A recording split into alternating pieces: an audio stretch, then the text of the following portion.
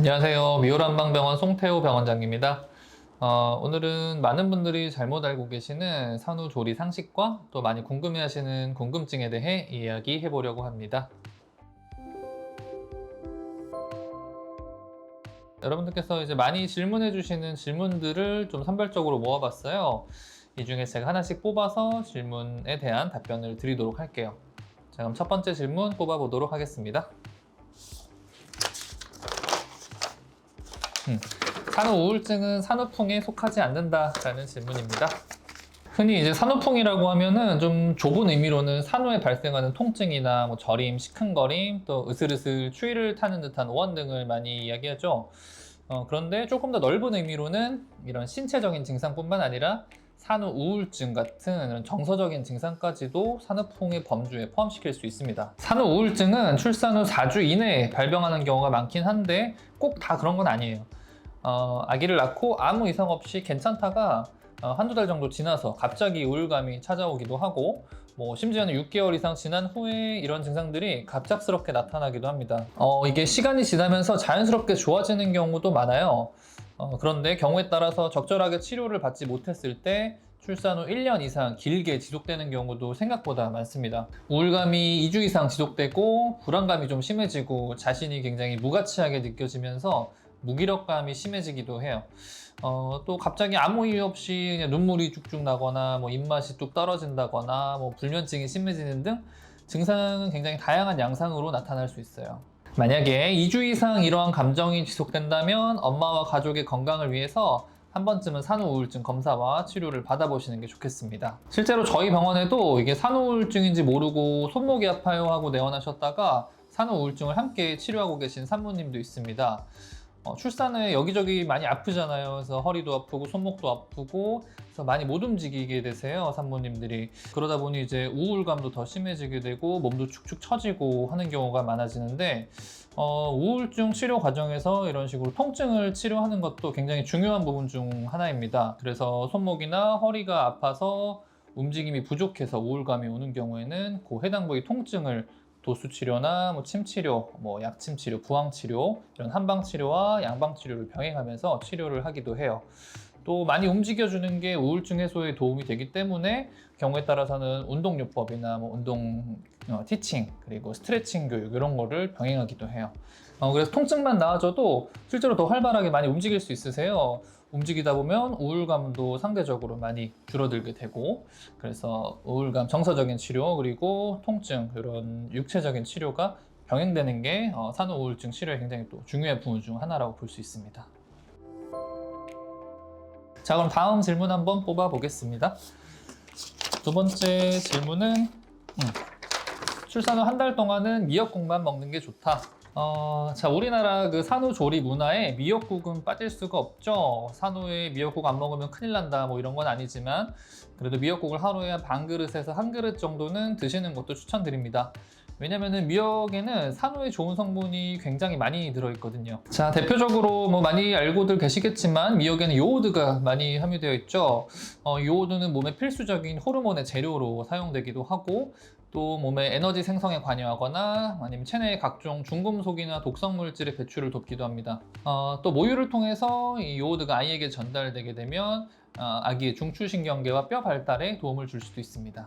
그래서 일반 성인의 일일 요오드 섭취 권장량은 0.15mg이지만 임산부는 0.23mg까지 올라가고 출산 후 수유기에는 약 0.3mg까지 늘려서 섭취하는 것을 권장하고 있습니다. 또 출산 후에 변비를 호소하시는 경우가 생각보다 많아요.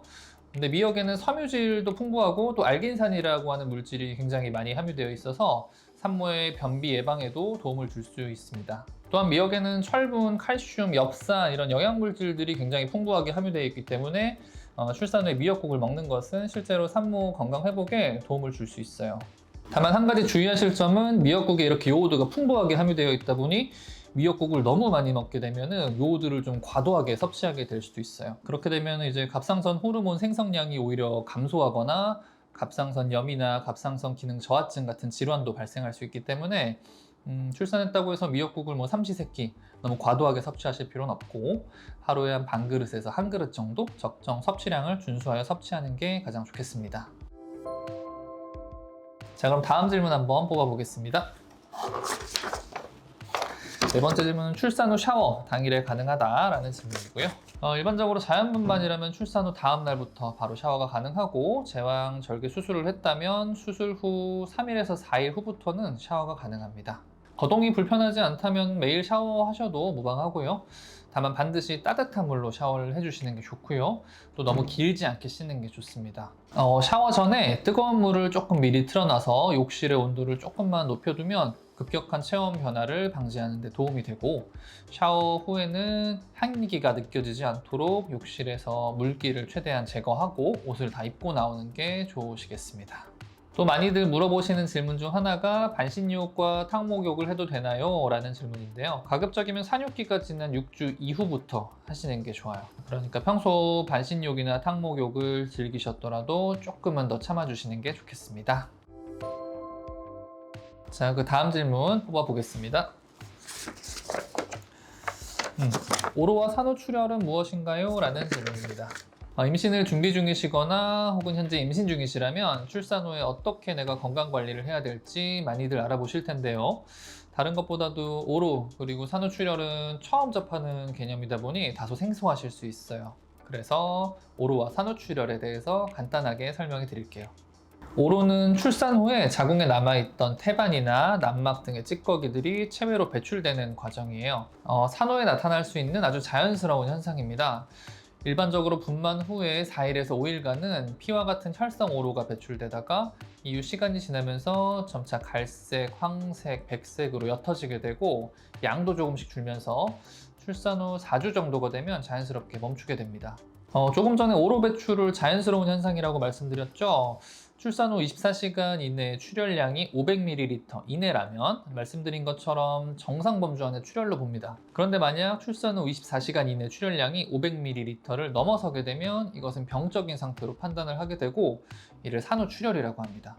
크게 분류하자면 분만 후 24시간 이내에 발생하는 1차성 산후출혈과 24시간 이후부터 12주 이내에 발생하는 2차성 산후출혈로 구분할 수 있습니다. 1차성 산후출혈의 경우 보통 출산한 병원 안에 의료진이 상주해 있기 때문에 즉각적으로 대처가 가능하고 크게 문제가 되는 경우는 많지는 않아요. 다만 2차성 산후출혈의 경우 잘 모르거나 또 대수롭지 않게 여기다가 출혈이 오래 지속되어서 문제가 되는 경우도 종종 있습니다. 산후출혈의 원인은 굉장히 다양한데요. 자궁이나 산도가 임신과 출산 과정에서 손상되거나 또 출산 당시 자궁의 수축이 원활하게 이루어지지 않아서 자궁 안쪽에 혈액이 고여 있는 경우도 있고요.